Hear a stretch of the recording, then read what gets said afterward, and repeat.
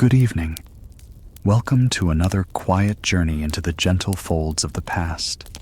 A place where time moves slowly, where footsteps echo in stone halls, and the distant sound of a cart creaks down a muddy village road. You quote, "We're not here to learn or remember.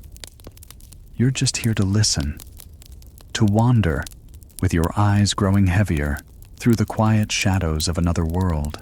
So, take a deep breath, settle in beneath your covers, and let the stillness of medieval England wrap around you like a warm woolen cloak. Tonight we drift into the mists of the 11th century, to a time of change, of old languages and new kings, a time when the House of Normandy crossed the sea and quietly etched its place into the story of England. Let's begin our journey. The year was 1066, a year whispered in schoolbooks. Yes, but here, tonight, we speak of it as a moment of soft transformation, not with battles or banners, but with the gentle shifting of power, of names and customs, of small habits that slowly crept into daily life. England, before the Normans came, was a patchwork of wooden houses, smoky hearths, and ancient Saxon words.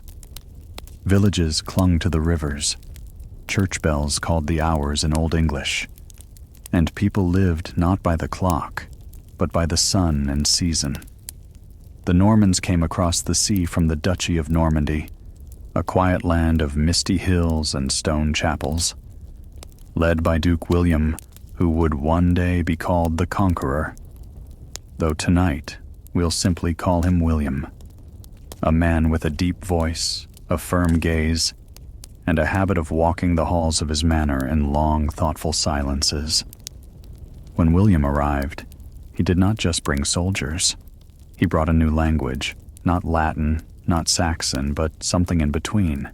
Norman French with soft vowels and new words for things like castle, crown, and court. But most people didn't speak those words. The farmers still plowed their fields with heavy wooden tools.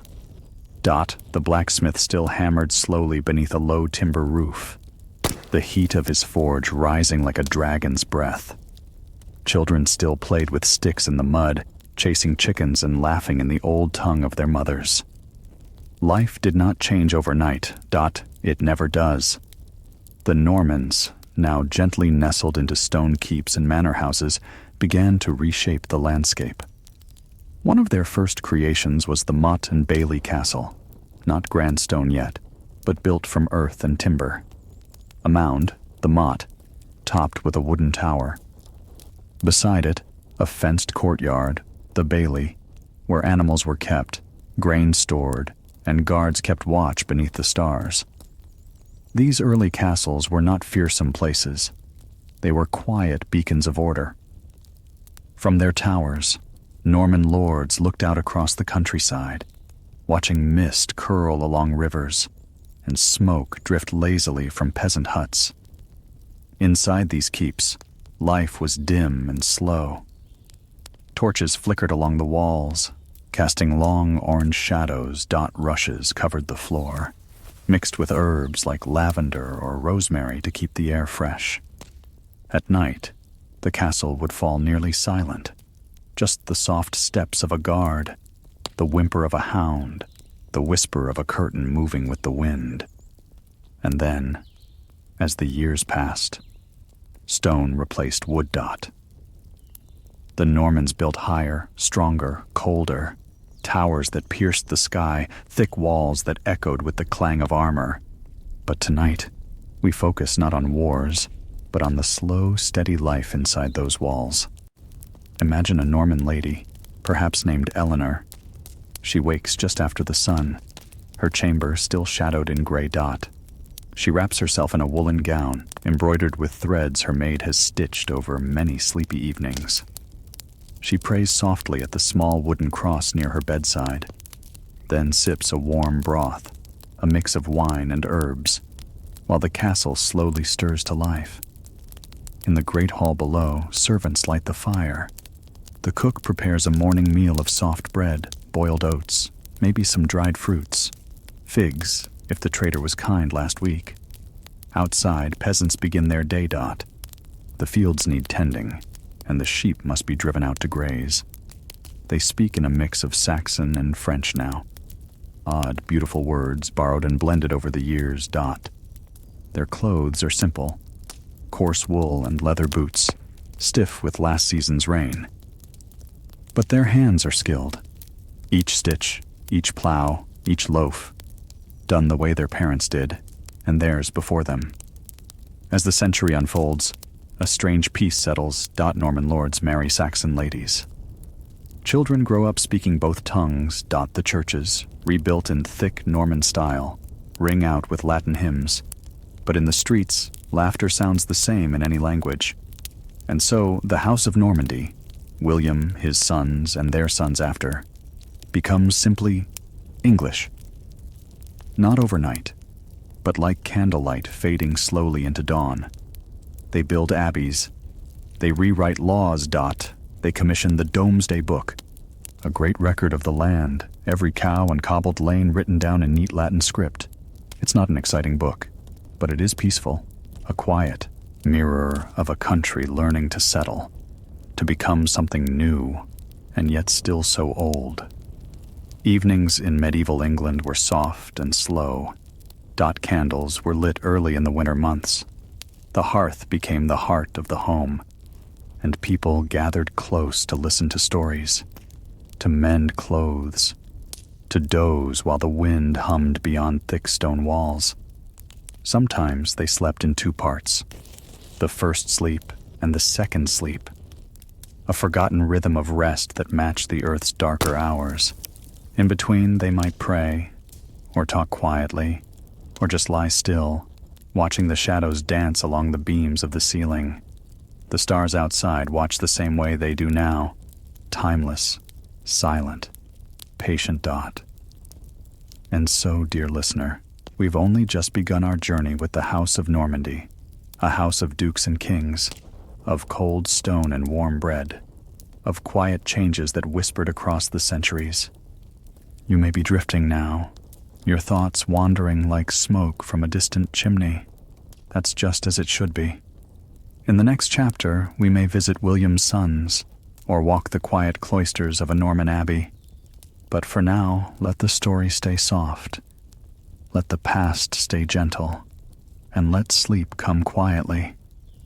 The Norman castles, once wooden skeletons perched on mounds, slowly gave way to stone, pale gray, cold to the touch, and built block by men whose hands were stained with dust and time.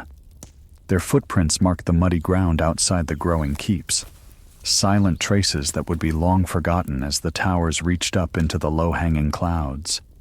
Inside, tapestries covered the cold walls, thick weavings that told stories in thread, not words, of saints and beasts, and of lions curled beneath trees that no one in England had ever seen. In the kitchens, the hearth never fully cooled. Iron pots hung above embers that glowed like sleepy eyes. Cooks stirred slowly, adding herbs from small bunches hung to dry above the rafters. Thyme, mint, bay leaves, sometimes garlic, sharp and strange, brought by a traveler from across the channel. Bread was baked daily in heavy ovens, its crust thick, its center soft and warm like the early morning light. When the loaves were done, they were stacked in cloth-covered baskets beside bowls of pottage, thick, brown stew that smelled of onions and damp earth. The great hall, with its high wooden beams and long tables, was always the center of sound, though not the sound of shouting or music, but of slow movement, of feet on rushes, of goblets clinking, of quiet conversations spoken in two mingling tongues. Norman French slid smoothly beside rougher Saxon syllables, creating a strange music only time could have composed. The lords and ladies dressed in layers, linen beneath wool, wool beneath fur, and their garments whispered as they moved, sleeves long, hems sweeping the stone. Children played in the outer yard, chasing each other around the well and the chicken coop. Their laughter echoed off the inner walls like bird song in a canyon. They built little villages of twigs and mud, mimicking the work of the adults, their small hands shaping towers and roads that vanished with the next rain. When they grew tired, they'd lie on their backs and look up at the sky, counting clouds and listening for bells that marked the afternoon hour. The sound came from the chapel, where a monk gently pulled the rope with both hands, eyes closed, lips whispering a prayer in Latin. The chapel was simple, a place of thick air and smooth stone. Candles burned there day and night, wax dripping slowly like time itself. The monks wore robes the color of morning mist and moved like ghosts through the cloisters, silent, bowed, hands tucked inside sleeves. They copied books by hand, their ink dark and slow, the pages made from stretched calfskin, thin as parchment, thick as memory.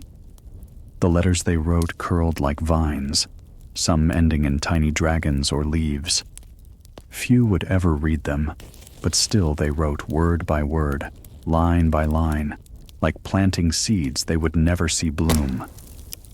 Outside the walls, the world remained older, wilder. The forests stretched on for miles, thick with oak and ash and the soft rustle of deer. In small clearings, peasants lived in cottages thatched with straw, their walls of wattle and daub, mud and twigs, strong enough to hold out the wind. Smoke trickled from holes in the roof, carrying with it the smell of burning peat and soup made from barley, leeks, and whatever could be caught or grown. Chickens roamed freely, pigs wallowed, and goats nibbled at everything they shouldn't. Inside those homes, life was quiet and hard, but full of rhythm. Women spun wool on low stools, their fingers skilled and calloused. Men mended tools, carved wooden bowls, or patched worn boots by firelight. The hearth was always the center, for heat, for light, for food. At night, the whole family might sleep in one bed, or two if they were lucky. The smallest children tucked near the middle, dogs curled near their feet. The beds were filled with straw and feathers, covered in heavy woolen blankets, and creaked softly with every turn. Sleep came in two parts, as it often did then. The first sleep arrived shortly after dusk, deep and dreamless. Then a waking, a quiet hour or two, where some would stir, rise, pray, or simply lie back and think. Then the second sleep, softer, deeper still, pulling them down toward morning. In those in-between hours, the world was at its most peaceful.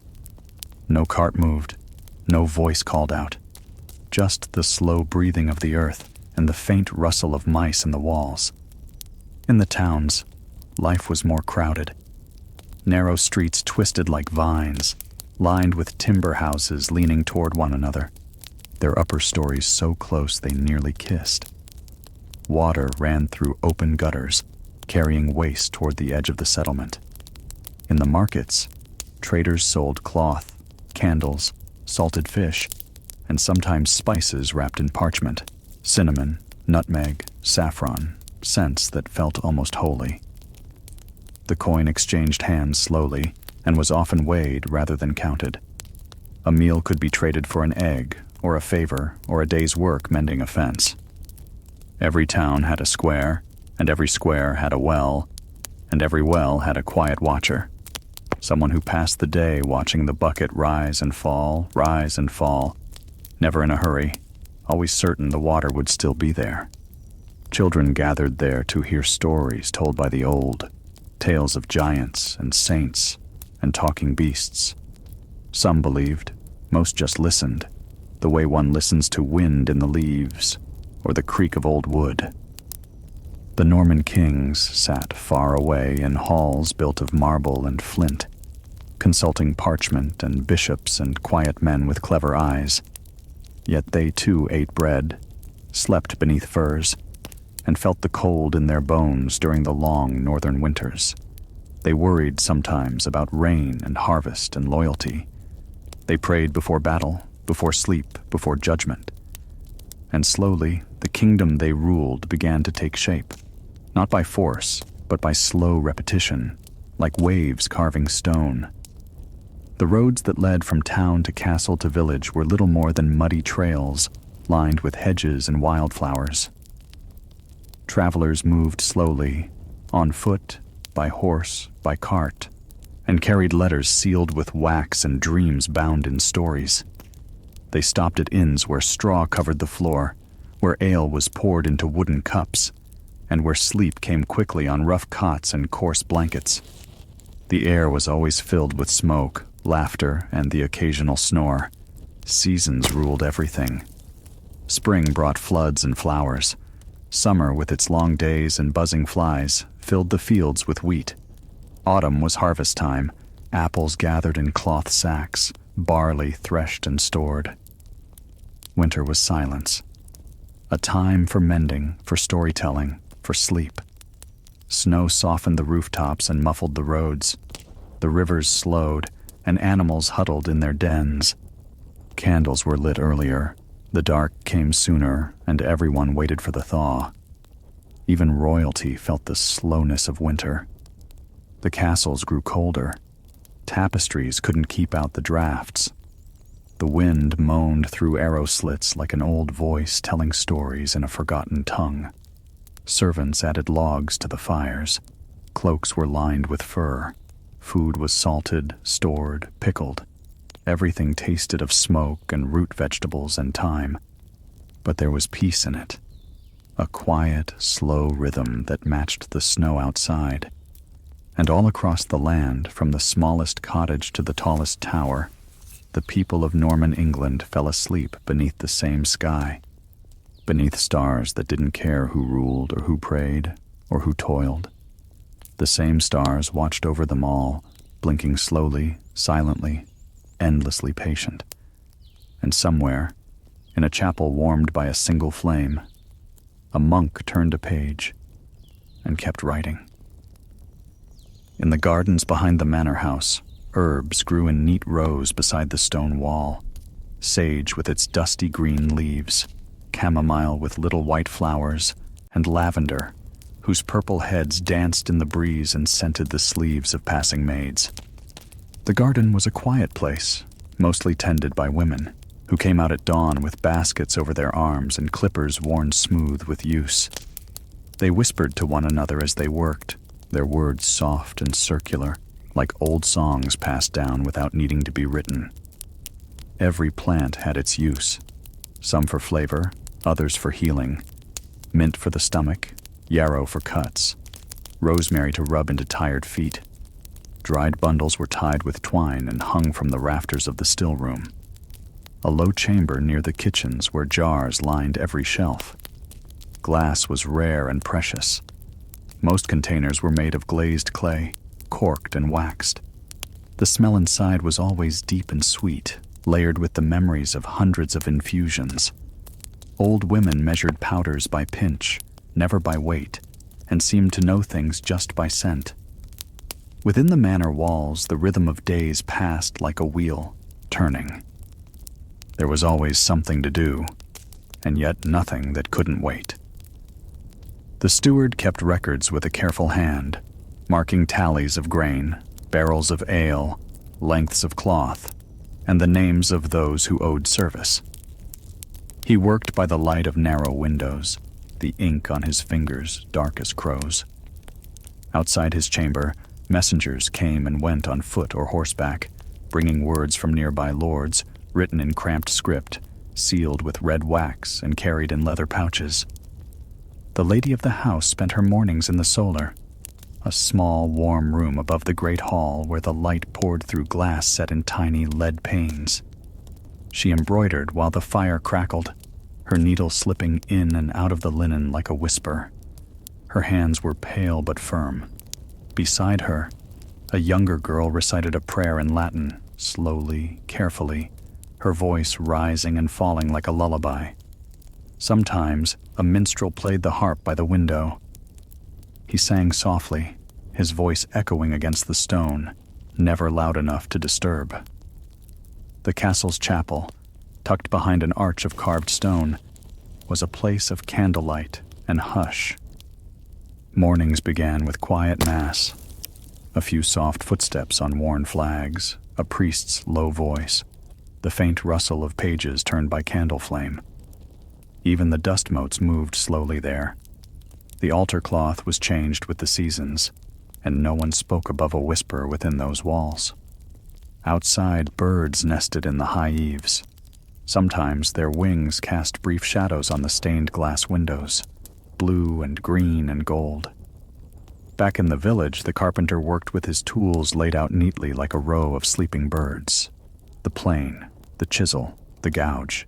He shaved long curls of wood from the edge of a bench leg, his face calm, his rhythm unbroken. Every knock of the hammer echoed like a heartbeat. His shed smelled of pine and oil. Children peeked through the open door, fascinated by the shapes emerging from solid blocks. Spoons, bowls, handles for knives, lids for pots. He gave them the scraps, and they used them to make toys no bigger than a thumb. Across the field, a shepherd leaned on his staff, his breath misting in the cold morning air. His flock moved slowly, bells tinkling around their necks. He spoke to them sometimes, calling them by names no one else knew. His cloak was heavy with dew, his boots stiff with frost. At night, he slept beneath a tree with a dog at his side and the stars above him. He did not need maps or clocks. He knew the land by feel and the time by the sky. Travelers passed by on the old Roman roads, worn into the earth but still firm beneath the feet of men and horses. Some carried goods, wool, salt, fine cloth wrapped in oilskin. Others carried stories. At inns, they would trade news of the next town or the last village, or some faraway place where the sun rose earlier and the wine was redder. They spoke over bowls of stew and hard bread, by firelight that flickered on their beards and cloaks. When they slept, it was on straw mattresses, lulled by the distant hoot of an owl or the sound of someone snoring in the next room. Festivals came with the seasons. May brought dancing and flowers. The feast of St. Martin meant the butchering of pigs, and sausages hung from beams in every house. Winter brought the Yule log, dragged in by many hands and burned for days, its sparks crackling like laughter. In the summer, villagers walked barefoot to the fields, singing old songs in low, rhythmic voices that matched their pace. Children followed with garlands, and the fields swayed under the weight of grain ready for harvest. The king's tax collectors came only now and then, and their presence was marked more by silence than noise. People watched from behind shutters. Coins were few and precious, often hidden in bags beneath floorboards or buried in jars beside trees. The collectors wrote in wax tablets, names and sums, and then left just as quietly as they came. Once they were gone, life returned to its soft, steady beat. Inside the weaver's home, the loom creaked and clicked, sending tiny shivers through the floor. Threads stretched like golden bars across the frame, and her fingers moved with practiced certainty.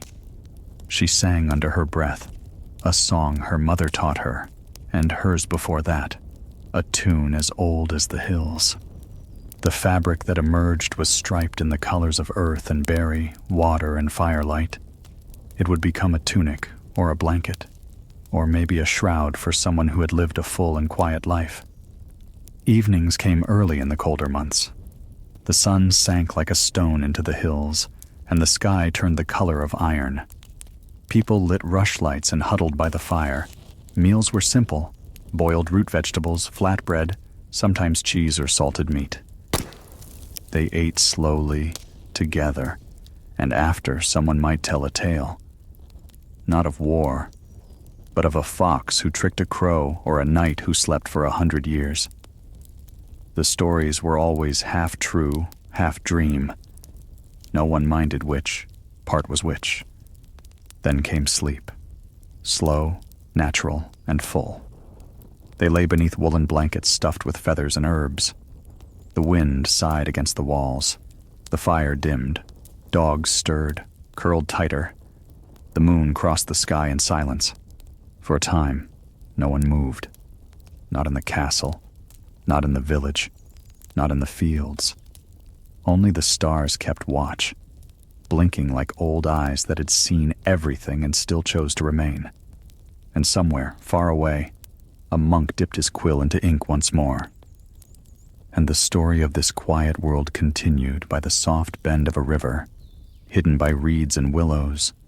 A small watermill turned slowly under the weight of the current. The wooden wheel creaked with each rotation, its paddles dripping into the stream below. Inside the mill, the air was filled with the gentle hum of turning gears and the steady hiss of flour dust settling over sacks and floorboards.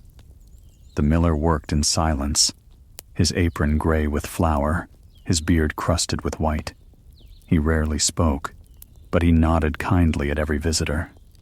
His hands, large and worn, handled each sack like a sleeping child.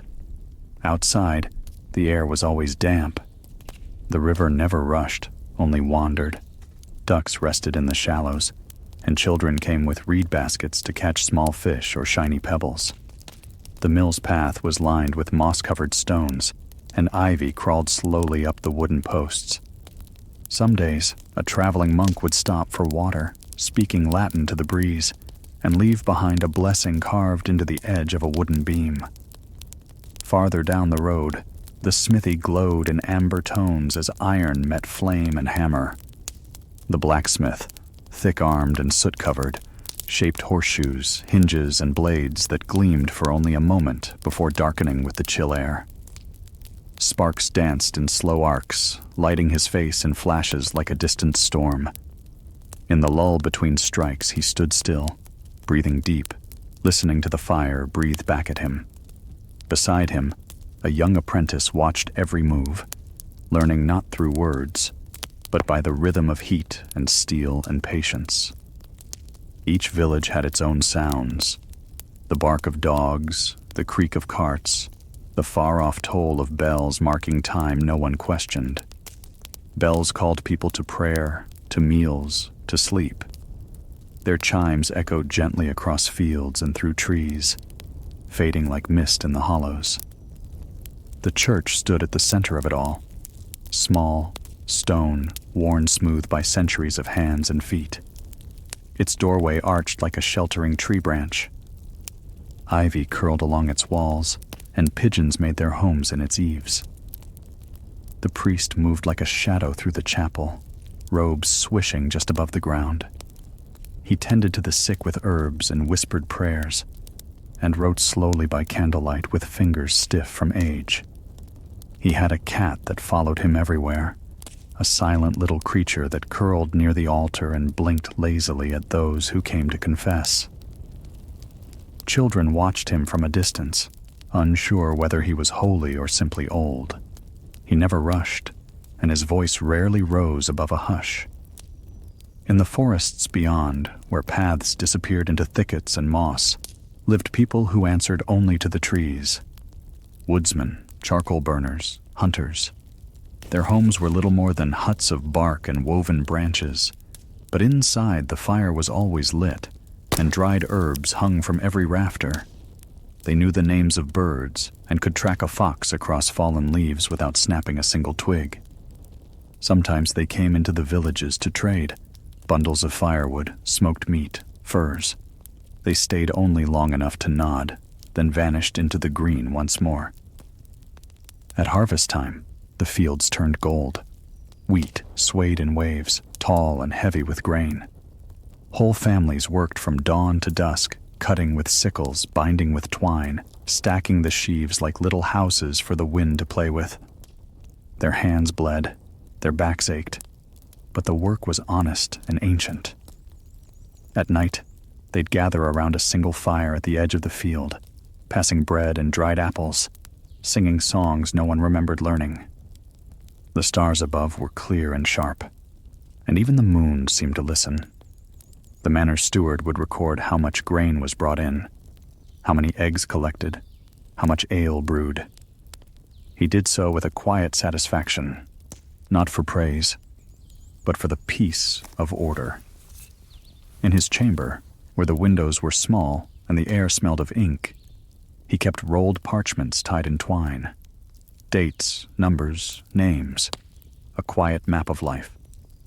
The candles burned low, and still he wrote, lips moving silently with every tally. No one noticed, but his records were the reason winter was survivable. Winter itself came not suddenly, but like an old friend returning. The leaves faded to ochre, then dropped one by one. The sky turned leaden, and the days shortened like a candle burning from both ends. Smoke rose from every chimney. Wool was wrapped tighter, and everywhere the silence deepened. Snow fell in slow, lazy spirals, so shortened like a candle burning from both ends. Smoke rose from every chimney. Wool was wrapped tighter, and everywhere the silence deepened.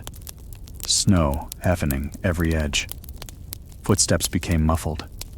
The world seemed to hold its breath. In the coldest weeks, the hearth became the sun of every home. People drew close, telling stories, mending clothes, whispering prayers. Bread was rationed, broth made thinner, but shared with care. No one was left alone. Even the stray dogs were let in and given scraps. Sleep came early, heavy, and long. Sometimes dreams carried people far away, to warmer lands or to feast days long past, or to places that never truly existed. The dreams did not need to make sense. They only needed to carry you. Somewhere in a stone tower, a young scribe copied a fell in slow, lazy spirals, so book by firelight. His ink froze if he paused too long. His fingers cracked, but still he wrote, letter by letter, by memory and by moonlight. The pages piled slowly beside him, curling slightly with the cold. He imagined, as he wrote, someone reading his words 100 winters from now, and smiling at how little had changed. At the edge of a field, an old woman lit a lantern made of horn and tin. She placed it in her window each night, not for guests, but for the comfort of its glow.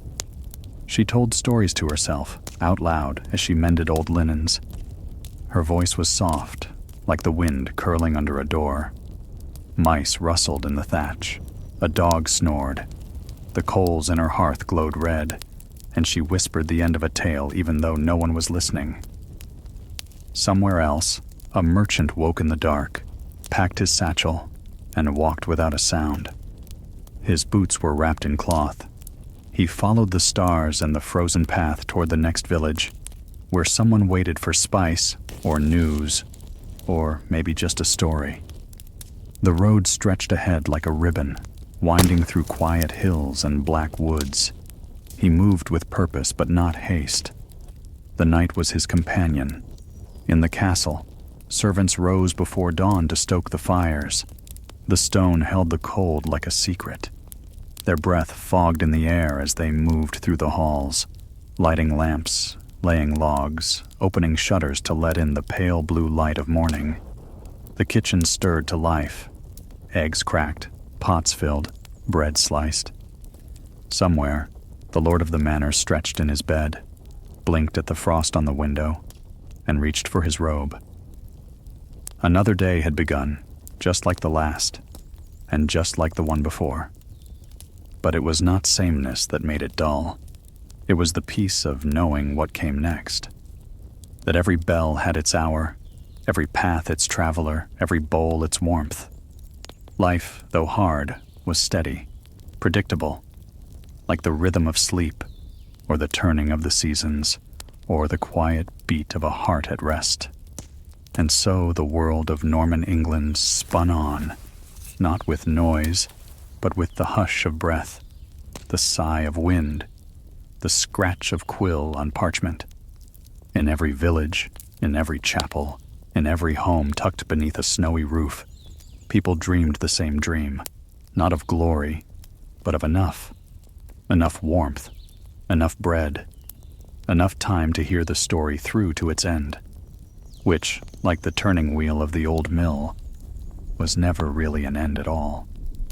Just another gentle beginning The abbey sat upon a low rise just beyond the village, its stone walls worn smooth by wind and time. Ivy curled around its base like a sleeping cat. The bell tower rose straight and silent into the sky, its pointed roof watching over the fields like a shepherd's crook. It rang 7 times each day, and each chime echoed across the hills like a breath, calling not only monks but birds and distant shepherds, and sometimes the dreams of those already asleep. The entrance was simple, arched in quiet dignity, its wooden doors bound with iron, cool to the touch. Inside, the halls were dim and tall. Shadows moved slowly along the walls. Candles lined the stone sills, flickering with the rhythm of passing wind. The floors were worn with the weight of thousands of footsteps taken in silence. The only sound was the soft brush of robes and the occasional murmur of prayer that echoed like water in a cave. In the scriptorium, where the monks copied books by hand, the light came only from narrow windows and small oil lamps. They worked in near silence, scratching quills over calfskin parchment.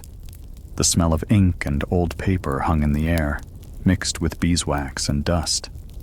The books they copied were not just words, they were patterns, loops, images of saints and vines and animals woven into the margins like secret thoughts. Each stroke of the pen was done with care, not for beauty, but because each word was a form of praise. The library was colder, darker. Scrolls slept in niches like birds tucked in nests. Some of the volumes had not been read in decades. Others were read daily. No one raised their voice within its walls. Even whispers felt loud here. A single page turned could be heard across the entire room. The books were chained to the shelves with iron loops, not to punish curiosity, but to keep them from drifting away with time. The gardens outside the cloisters bloomed in neat rows and circles. The monks grew not only food, but medicine. There were beds of fennel, comfrey, horehound, and valerian. Bees drifted between blossoms, too lazy to sting. Butterflies rested on windowsills, unmoving for long moments before lifting gently into the air. Monks moved slowly among the plants, trimming, picking, murmuring to the leaves like old friends. They recorded the harvest in slim, dry volumes stored beside the herbs themselves. A cloister walk wrapped around the inner court, its arches framing the grass like pages of a book. It was here they walked each morning before prayer, eyes low, hands hidden in wide sleeves. The rhythm of footsteps, one after the other, made no sound but still filled the air with quiet certainty. The abbey followed time not by sun alone, but by bells, by candles, by the seasons, and by the slow unfolding of breath. Nothing rushed. Nothing was wasted. Even silence was purposeful. Meals were taken in the refectory, a long room with high ceilings and bare walls. Wooden tables stretched the length of the hall, worn smooth by generations of elbows. Food was simple: barley stew, black bread, apples in autumn, dried pears in winter. There was rarely meat, never excess. Water or thin ale filled wooden cups. One monk read aloud as the others ate in silence. The words floated like smoke above the bowls and spoons. A single story shared with many ears. After the meal, the monks returned to their duties. Some tended to the sick. Some taught boys to read. Others worked the fields or repaired cloaks with thread made from nettle or flax. Every hand was busy, every task meaningful. Even sweeping the stones or refilling the lamps was an act of devotion. The abbey did not hum with labor, it breathed with it. Slow, steady, patient. In the dormitory, beds were arranged in perfect order, each narrow, each covered with a single woolen blanket. There were no pillows, no fire. At night, they lay on their backs, hands folded, eyes closed long before the first dream arrived. The only sound was the breathing of dozens of sleeping men and the soft thump of wind pressing against the walls like an old story trying to get back in. Beyond the abbey, the village lived on. Time passed in circles, The barley was planted, the barley was cut. The same paths were walked, the same fields tended. Births came slowly, deaths even slower. People aged with the land. They knew the names of clouds and which winds brought frost, and how to tell time by the sound of geese returning home. There was no hurry. There was always tomorrow. A traveling friar might stop by, dusty and smiling, with a story about a vision or a miracle or a village that had run out of salt. He would speak in the square while children sat at his feet, and the elders nodded along, half listening, half dreaming. He would stay one night, sleeping on straw with a borrowed blanket, and leave before dawn with a slice of bread tucked in his pouch, and the thanks of 100 hearts behind him. Festivals marked the months like quiet stars. Candlemas in February with soft wax dripping on hands.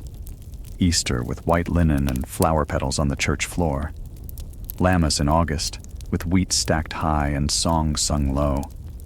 Each one felt familiar, like a blanket that still smelled of summer.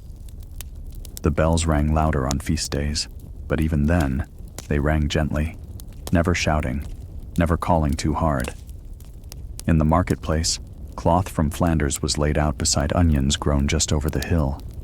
Spices were wrapped in linen twists and sold by the pinch. Potters stacked their wares in rows, cups and jugs that looked like clay echoes of the hills.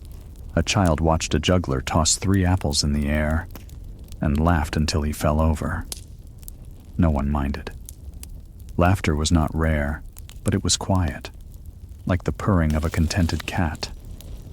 As the sun slipped behind the trees, light filled the sky with amber, then rose, then velvet. Shadows stretched out like cats in the road.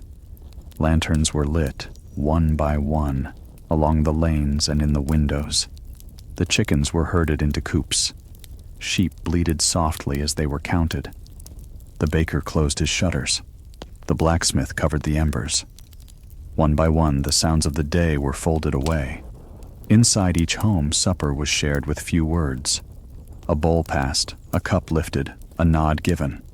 Afterward, wool was spun, buttons were mended, and prayers were spoken under breath. The air smelled of smoke and wool and dried herbs hanging from the rafters. The fire was banked, shoes placed by the door, beds warmed by stones wrapped in cloth. Somewhere a child whispered to a doll made of straw. Somewhere, a mother hummed a tune so old it had no name. Somewhere, an old man sat on a stool by the door, watching the stars and remembering things that never happened. And remembering things that never happened. And somewhere in the abbey, a bell rang once, low and long. It was time for final prayers. The monks gathered in rows, their heads bowed, their hands still. Words were spoken not for the world to hear, but simply to remind it to keep spinning. Night settled gently over Norman England.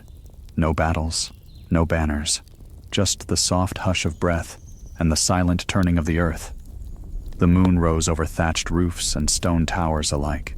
The world sighed, and sleep, like a slow tide, returned once more to every cradle, every floor, every cell, every bed.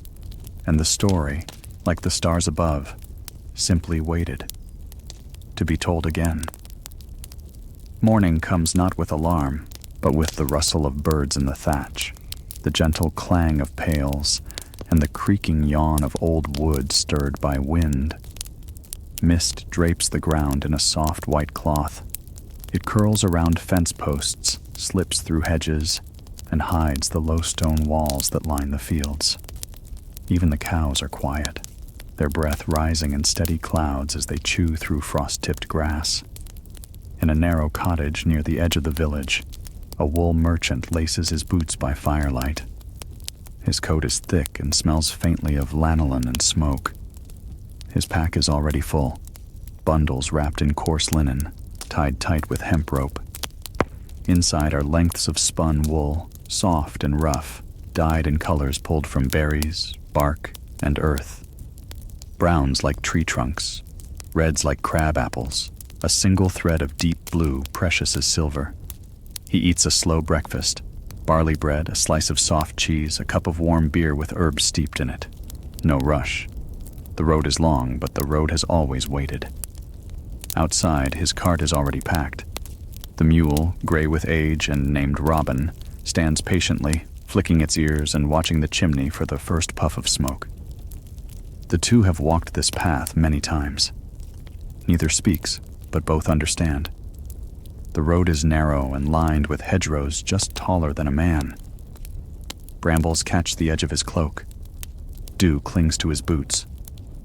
The wheels of the cart squeak rhythmically, a familiar song for an empty path. As he walks, he passes old oak trees with trunks twisted like sleeping giants. One of them has a hollow that once held a robin's nest. He checks every time, just in case. Today, there's nothing there but leaves. A farmer nods from a distance. A woman hanging laundry lifts a hand without turning. The merchant does not need to stop. Everyone knows where he's going. The town is 6 miles down the old Roman road, where the stones still remember sandals, and the ditches still hold the ghosts of marching feet. But the town has changed since those days. The walls are higher, the markets louder, yet the sun still shines across the same cobbles. He arrives near noon. The gate is open, guarded by 2 men who hardly glance up. They know him by his walk, by his cart, by the rhythm of his boots. Inside, the street smells of bread and manure, spices and smoke, iron and wet stone. Pigs wander freely. Children dart through the legs of strangers. A woman sells onions from a cart made of driftwood. A dog naps on a pile of rope near the tannery. He finds his usual spot beside the apothecary's stall, a dry patch of earth between 2 flat stones. He unrolls his wares slowly. Each piece of wool is laid out with care, folded and refolded as the crowd begins to gather. Buyers run fingers across the cloth, testing the weave. Some haggle softly, others nod once and pay with coin wrapped in linen or tied in their girdle. The merchant speaks little. His goods speak for him. When the sun begins to lean westward, he packs what's left and turns his feet toward the inn. It's not far. A short walk past the well and the shoemaker's shop, where leather hangs like drying leaves. The inn is low and wide, its sign hanging from iron, a faded painting of a fox beneath a crescent moon. The door groans as it opens, not in protest, but in welcome. A fire is already lit. The room smells of ash, malt, and pine. He chooses a corner seat by the hearth, where the light is softest. The innkeeper brings him ale and a plate of stew without asking, thick with barley, carrot, and a single, generous slice of salted beef. He eats slowly, watching the other travelers. A bard tunes a lute in the far corner. A tinker sleeps with his feet near the fire. 2 merchants argue gently over the quality of wax candles in Normandy this year. Outside, the sky deepens into gray, then plum, then navy blue. The sun disappears without fanfare, just a slow fading of light, like a lamp running out of oil. The fire becomes the center of the world. Shadows stretch like sleepy cats across the stone floor. A woman hums near the back, braiding her daughter's hair. A man carves a bit of wood into a spoon, sanding its edge with the side of his thumb. Upstairs, the rooms are plain. Wooden boards, wool mattress. One window looking toward the town wall. The merchant places his pack at the foot of the bed and sits for a long moment. His shoulders ache, his knees are stiff, but his breath is steady. He removes his boots, folds his cloak, and lies down with one arm tucked behind his head. The quiet presses in, gentle as linen. Somewhere below, someone laughs. A cup falls. The fire pops. Then, silence. In the middle of the night, a breeze slips through the shutter. It smells of wood smoke and wet stone. The merchant does not stir. He dreams of a field, of tall grass waving like hands, of a single tree with wool hanging from its branches like fruit. Morning arrives again, pale and slow. He rises before the bell tolls, dresses, eats, and steps out into the world without speaking. The path home is waiting, just as he left it. The mule snorts once, and the two begin their journey. The town shrinks behind them. The sky lightens. A single crow calls out from a distant tree. Another day begins in silence. Back in the village, smoke curls from chimneys. A boy gathers eggs in a wicker basket. His sister carries water from the stream, careful not to spill a drop. A man mends the fence where the sheep keep slipping through. He hums a tune with no words. A woman kneels in her garden, brushing the soil with her fingertips, as if greeting an old friend just returned. Time moves, but never fast. The abbey bell rings faintly in the distance, carried by the wind. A door creaks open. A cat stretches on a windowsill. A loaf of bread cools on a cloth. The world goes on, and beneath it all, a quiet rhythm hums, as steady as breath, as soft as wool, as slow as sleep.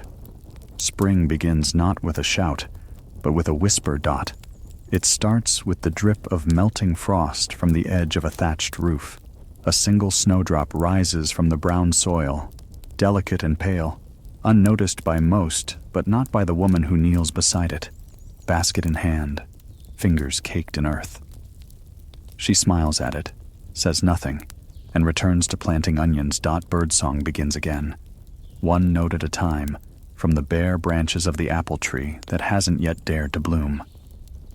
In the barn, lambs arrive at dawn, damp and blinking, their cries thin and uncertain. The shepherd hums to them, low and steady, his voice deep with sleep but kind. The village path begins to soften beneath boots and hooves. The mud clings, and no one minds. Inside the cottage, the hearth is quieter now. Less wood is needed. The woman pulls out last year's seeds wrapped in linen, each tied with a bit of colored thread. The green ones are for beans. The red, carrots. She does not need labels. Her hands remember. The child beside her draws in the soot on the hearthstone, shaping flowers with crooked fingers. In the distance, bells ring for no particular reason. The men mend fences. They lift stones, retie the gate, tighten cords around the haystack so it will last until next winter. A boy finds a bird's egg fallen from a tree. He holds it in both hands like a treasure, carries it to the priest. The priest buries it gently beneath the church hedge and whispers a prayer in Latin. By April, the trees bud in earnest. The air smells green, if green had a scent. The sheep are shorn early, their wool thick and full. They bleat with surprise when the shears touch their backs. The old man who cuts their fleece doesn't rush. He talks to each sheep, as if they're grandchildren. Their wool is washed in wooden tubs by the stream. The water runs gray, then clear again. A girl hangs each fleece over a low fence and watches the wind turn it into clouds. By May, the world is loud with bees and gentle with rain. The gardens burst without asking permission. The air is full of things returning. By the time summer arrives, no one is in a hurry. The sun stretches the days out long and golden. Children wake before the cocks and chase each other barefoot through the grass, their feet wet with dew and laughter. Breakfast is taken slowly. A heel of bread, a slice of soft cheese, a single plum warmed on the sill. The men move to the fields by mid-morning, their scythes swinging in a gentle rhythm, arms bare, brows beaded with sweat. They speak little. There is no need. The fields answer back with rustling grain. The women carry baskets of berries gathered from the bramble patch near the mill. Their hands are stained with juice, their mouths with small smiles. Midday rest comes with shade and a flask of small ale passed around in silence. No one speaks louder than a murmur. Not even the birds. Naps are taken under trees that remember Romans. The river is warm now. Children swim in it, holding each other's hands, letting the current carry them for a while. One boy claims he saw a fish as big as a sheep. The others swear to it, though none of them looked. Evening brings music. Not songs with instruments, but the kind that rises from porches and benches and doorways. Humming comma, mostly. Low and slow and without tune. Bread is baked until the crusts are dark and thick. Butter is churned by hand, and the churner sings under her breath with each turn. Nights are, she nodded. The price was fair.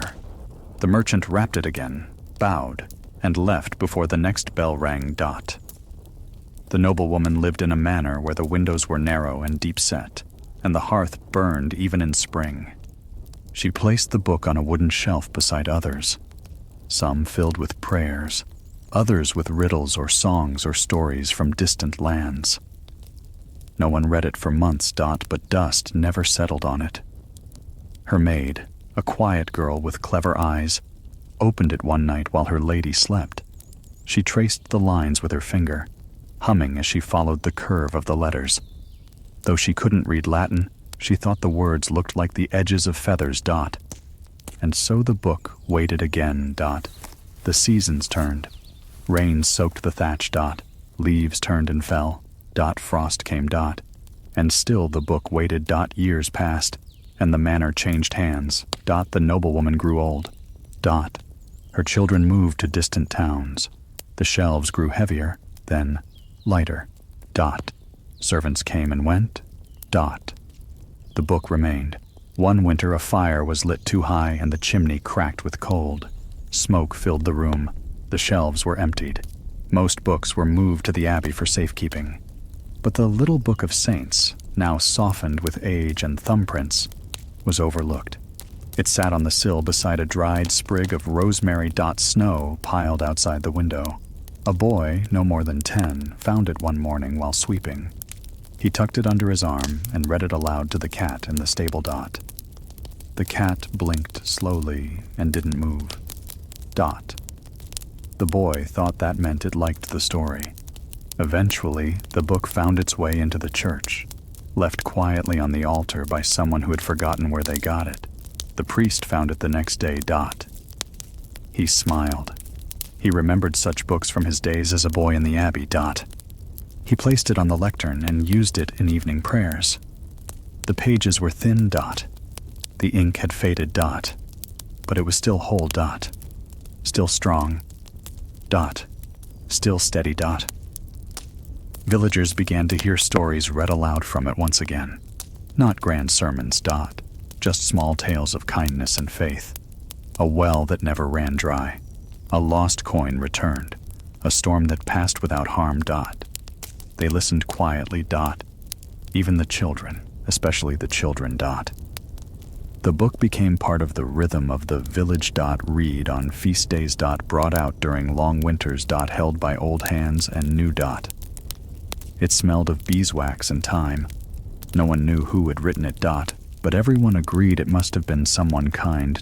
One night, long after the candles had burned low and the bells had stopped ringing, the priest placed the book on the stone ledge by the altar and looked at it for a long while.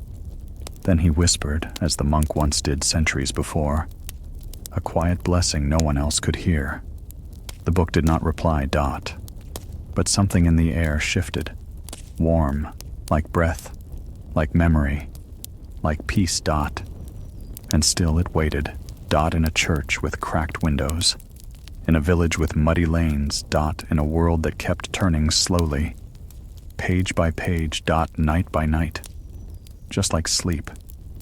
Down a crooked lane just beyond the churchyard, behind a shuttered window and beneath an old wooden sign carved with the shape of a flame, the candlemaker worked.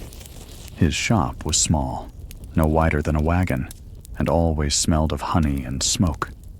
The walls were stained dark with years of wax, and every surface bore the gentle shine of fingertips, soot, and patience. He lived alone, though his cat disagreed.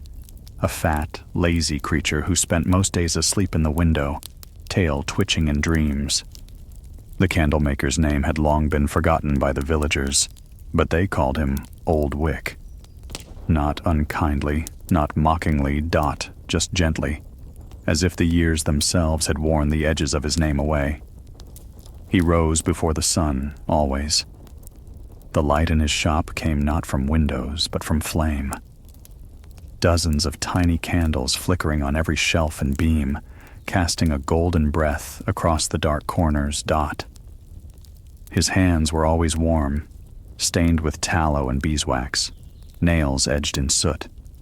He wore an apron patched with old bits of cloth, stained by wax drips, and smelling faintly of lavender from a bundle kept in his chest. The day began with melting cauldrons of wax, some pale yellow, some near white, were warmed slowly over a charcoal stove. He stirred with a wooden ladle older than he was, cracked at the handle but never replaced. Into the melted wax he dipped his wicks. Again and again. Dip, lift, turn, hang. Dip, lift, turn, hang. Each movement slow and careful, like prayer. The wicks hung from a beam above his head, dozens of them, slowly growing thicker with each layer of wax. It took hours to make a single batch.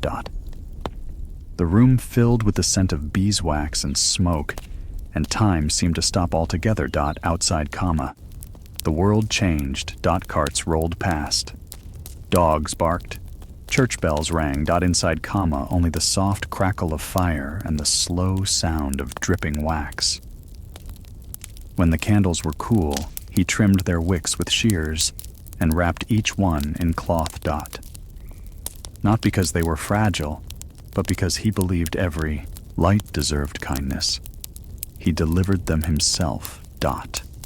Not in bulk, but one by one. To the abbey, where monks needed light to read. To the baker, who always lit one before dawn as he kneaded the day's bread. To the widow near the well, who placed one in her window each night, just in case her son ever came home. He never asked for payment.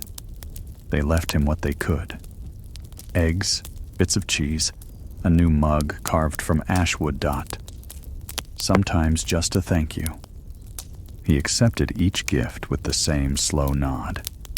In the evenings, when the world went quiet, he sat by the fire with a cup of spiced ale and a single candle burning low on the table. Its flame danced gently, casting gold onto the beams above. He watched it until it nearly burned out. Then, before it reached the base, he pinched it with 2 fingers and whispered something no one else could hear. Some believed he could talk to fire. Others thought the flame listened. Neither seemed strange. On feast days, he made candles in the shape of animals: a pig for the butcher's daughter, a sheep for the shepherd, a dove for the girl who sang at Mass. He never sold them.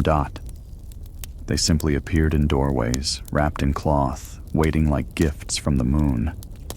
At Christmas, he made one large candle, taller than a man, wide as a bucket, and brought it to the church. It took 2 days to carry it there, one slow step at a time, resting often. When lit, it burned for 7 nights without flicker. Children would come just to watch it glow. Old Wick said nothing. He only sat in the back pew, smiling softly, hands folded in his lap. As years passed, the children grew.